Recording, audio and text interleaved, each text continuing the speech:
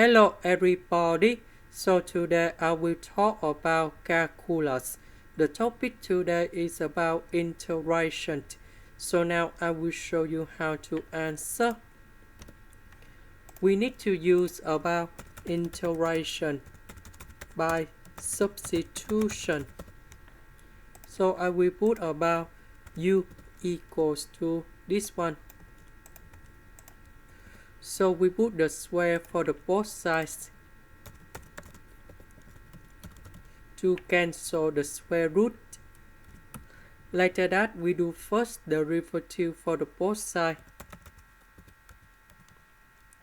Because we don't have negative next to the s, so we put the negative go to the left.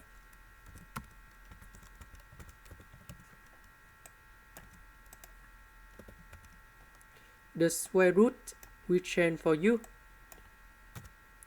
The s we change for this one.